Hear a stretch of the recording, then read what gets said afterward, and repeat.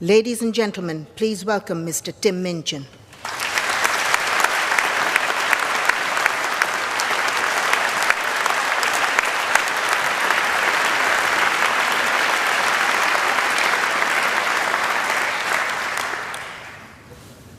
In darker days, I did a corporate gig at a conference for this big company who made and sold accounting software. In a bid, I presume, to inspire their salespeople to greater heights, they'd forked out 12 grand for an inspirational speaker who was this extreme sports guy who had had a couple of his limbs frozen off when he got stuck on a ledge on some mountain. It was weird. Software salespeople, I think, need to hear from someone who has had a long, successful and happy career in software sales, not from an overly optimistic ex-mountaineer. Some poor guy who had arrived in the morning hoping to learn more about sales techniques ended up going home worried about the blood flow to his extremities. It's not inspirational, it's confusing. And if the mountain was meant to be a symbol of life's challenges and the loss of limbs a metaphor for sacrifice, the software guy's not going to get it, is he? Because he didn't do an arts degree, did he? He should have. Arts degrees are awesome and they help you find meaning where there is none. And let me assure you, there is none. Don't go looking for it. Searching for meaning is like searching for a rhyme scheme in a cookbook. You won't find it and it'll bugger up your souffle. If you didn't like that metaphor, you won't like the rest of it. Point being, I'm not an inspirational speaker. I've never lost a limb on a mountainside, metaphorically or otherwise, and I'm certainly not here to give career advice because, well, I've never really had what most would consider a job. However, I have had large groups of people listening to what I say for quite a few years now, and it's given me an inflated sense of self-importance. So I will now, at the ripe old age of 37.9, bestow upon you 9 life lessons. To echo, of course, the 9 lessons of carols of the traditional Christmas service, which is also pretty obscure. You might find some of this stuff inspiring, you'll definitely find some of it boring, and you'll definitely forget all of it within a week. And be warned, there will be lots of hokey similes and obscure aphorisms which start well but end up making no sense. So listen up or you'll get lost, like a blind man clapping in a pharmacy trying to echolocate the contact lens fluid.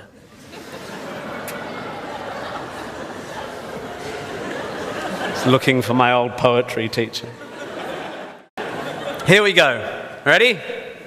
1, you don't have to have a dream. Americans on talent shows always talk about their dreams. Fine, if you have something you've always wanted to do, dreamed of, like in your heart, go for it. After all, it's something to do with your time, chasing a dream. And if it's a big enough one, it'll take you most of your life to achieve, so by the time you get to it and are staring into the abyss of the meaninglessness of your achievement, you'll be almost dead, so it won't matter. I never really had one of these dreams, and so I advocate passionate dedication to the pursuit of short-term goals. Be micro-ambitious. Put your head down and work with pride on whatever is in front of you. You never know where you might end up. Just be aware the next worthy pursuit will probably appear in your periphery, which is why you should be careful of long-term dreams. If you focus too far in front of you, you won't see the shiny thing out the corner of your eye. Right? Good. Advice, metaphor. Look at me go. 2, don't seek happiness. Happiness is like an orgasm. If you think about it too much, it goes away.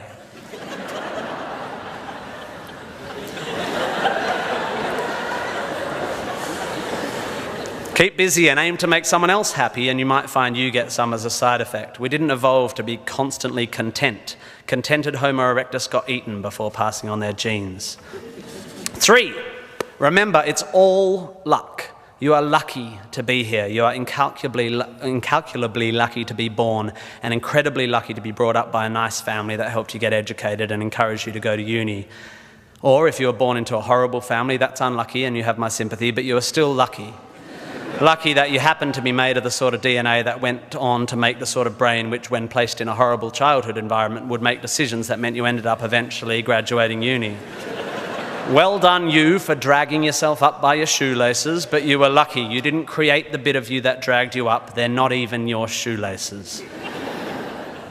I suppose I worked hard to achieve whatever dubious achievements I've achieved, but I didn't make the bit of me that works hard. and any more than I made the bit of me that ate too many burgers instead of attending lectures when I was here at UWA. Understanding that you can't truly take credit for your successes, nor truly blame others for their failures, will humble you and make you more compassionate. Empathy is intuitive, but is also something you can work on intellectually. 4, exercise. I'm sorry, you pasty, pale, smoking philosophy grads, arching your eyebrows into a Cartesian curve as you watch the human movement mob winding their way through the miniature traffic cones of their existence. You are wrong and they are right. Well, you're half right. You think, therefore you are, but also you jog, therefore you sleep, therefore you're not overwhelmed by existential angst. You can't be can't, and you don't want to be. Play a sport, do yoga, pump iron, run, whatever, but take care of your body. You're going to need it. Most of you mob are going to live to nearly 100, and even the poorest of you will achieve a level of wealth that most humans throughout history could not have dreamed of.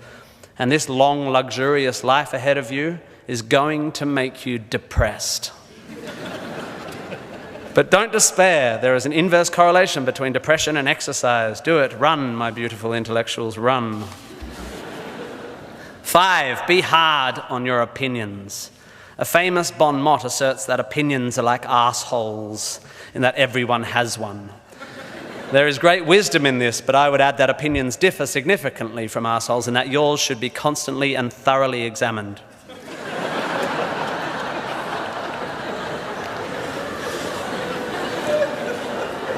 I used to do exams in here. It's revenge.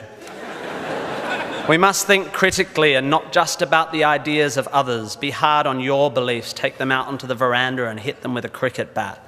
Be intellectually rigorous. Identify your biases, your prejudices, your privileges. Most of society's arguments are kept alive by a failure to acknowledge nuance. We tend to generate false dichotomies and then try to argue one point using 2 entirely different sets of assumptions, like 2 tennis players trying to win a match by hitting beautifully executed shots from either end of separate tennis courts. By the way, while I have science and arts graduates in front of me, please don't make the mistake of thinking the arts and sciences are at odds with one another. That is a recent, stupid, and damaging idea. You don't have to be unscientific to make beautiful art, to write beautiful things. If you need proof, Twain, Douglas Adams, Vonnegut, McEwen, Sagan, Shakespeare, Dickens for a start. You don't need to be superstitious to be a poet. You don't need to hate GM technology to care about the beauty of the planet. You don't have to claim a soul to promote compassion. Science is not a body of knowledge nor a belief system. It is just a term which describes humankind's incremental acquisition of understanding through observation. Science is awesome. The arts and sciences need to work together to improve how knowledge is communicated. The idea that many Australians, including our new PM and my distant cousin Nick Minchin, believe that the science of anthropogenic global warming is controversial is a powerful indicator of the extent of our failure to communicate. The fact that 30% of the people in this room just bristled is further evidence still. The fact that that bristling is more to do with politics than science is even more despairing. 6, be a teacher. Please, please, please be a teacher. Teachers are the most admirable and important people in the world. You don't have to do it forever, but if you're in doubt about what to do, be an amazing teacher. Just for your 20s, be a teacher. Be a primary school teacher, especially if you're a bloke. We need male primary school teachers. Even if you're not a teacher, be a teacher. Share your ideas. Don't take for granted your education. Rejoice in what you learn and spray it. 7, define yourself by what you love. I found myself doing this thing a bit recently where if someone asks me what sort of music I like, I say, well, I don't listen to the radio because pop song lyrics annoy me. Or if someone asks me what food I like, I say, I think truffle oil is overused and slightly obnoxious. And I see it all the time online, people whose idea of being part of a subculture is to hate Coldplay or football or feminists or the Liberal Party. We have a tendency to define ourselves in opposition to stuff. As a comedian, I make my living out of it. But try to also express your passion for things you love. Be demonstrative and generous in your praise of those you admire. Send thank you cards and give standing ovations. Be pro stuff, not just anti stuff. 8, respect people with less power than you. I have in the past made important decisions about people I work with, agents and producers, big decisions, based largely on how they treat the wait staff in the restaurants we're having the meeting in. I don't care if you're the most powerful cat in the room, I will judge you on how you treat the least powerful. So there. 9, finally, don't rush. You don't need to already know what you're going to do with the rest of your life. I'm not saying sit around smoking cones all day, but also don't panic. Most people I know who were sure of their career path at 20 are having midlife crises now. I said at the beginning of this ramble, which is already 3.5 minutes long, that life is meaningless. It was not a flippant assertion. I think it's absurd, the idea of seeking meaning in the set of circumstances that happens to exist after 13.8 billion years worth of unguided events. Leave it to humans to think the universe has a purpose for them. However, I am no nihilist. I'm not even a cynic. I am actually rather romantic. And here's my idea of romance. You will soon be dead. Life will sometimes seem long and tough, and God, it's tiring. And you will sometimes be happy and sometimes sad, and then you'll be old, and then you'll be dead. There is only one sensible thing to do with this empty existence, and that is fill it. Not fill it, fill it. And in my opinion, until I change it, life is best filled by learning as much as you can about as much as you can, taking pride in whatever you're doing, having compassion, sharing ideas, running, being enthusiastic. And then there's love and travel and wine and sex and art and kids and giving and mountain climbing, but you know all that stuff already. It's an incredibly exciting thing, this one meaningless life of yours. Good luck, and thank you for indulging me.